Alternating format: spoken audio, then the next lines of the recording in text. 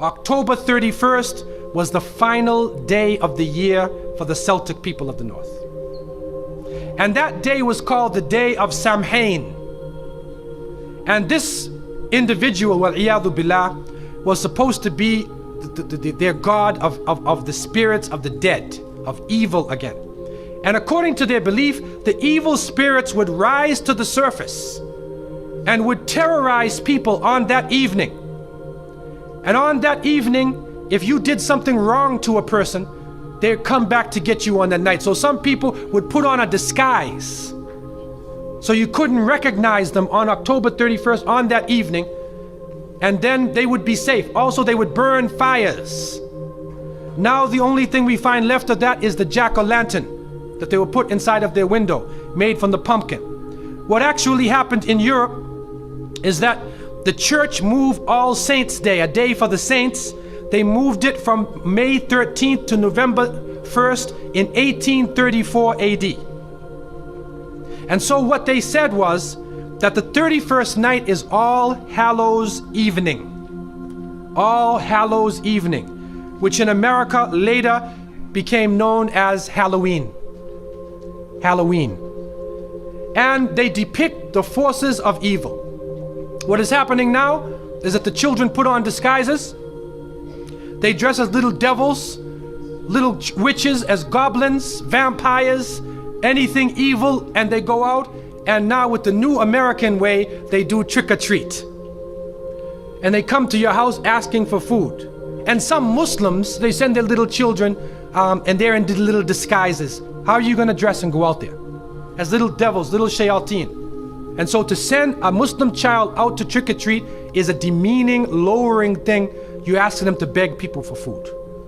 Then they're dressed up as a way that they're not.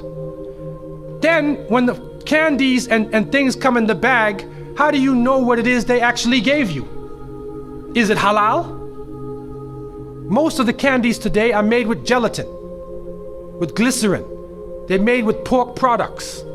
And what is also happening is that there are some evil, wicked-minded people who are attacking children on that night. And there are literally groups of Satanists who are capturing children, sacrificing the child on that evening of Samhain, supposedly to get more spiritual power. It's happening right now. And so from so many angles, Muslims should have nothing to do with Halloween. And it is important for Muslims to have basira, that they should have the insight to look through affairs and do not just blindly follow. The Prophet, peace be upon him, said, you will follow them. You will follow the people who came before you inch by inch, foot by foot. Even if they crawl into the hole of a lizard, you crawl inside there with them. And then they said, who are these people? Are they the Christians and the Jews? And the Prophet, peace be upon him, said, who else? And so it has come to pass. And you can't Islamicize these occasions. You can't use Arabic names and Islamic symbols to make it halal. And secondly, it is important for Muslims to cherish their own holidays. When the Eid al-Fitr comes, take the day off. There are some Muslims who go to work on Eid. They go to Eid prayer and they go to work. So what happens to your children? They don't have a chance to relax and enjoy themselves. Organize an activity. Bring their families together. Eat together. Do things together. Remember Allah subhanahu wa ta'ala together. Make it a happy occasion for them. They will remember their Eids.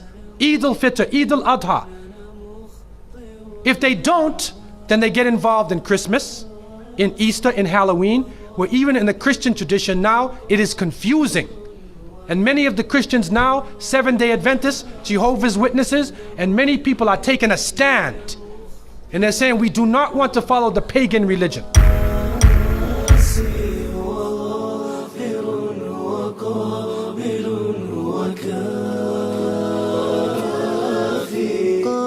قابلتهن ثلاثة بثلاثة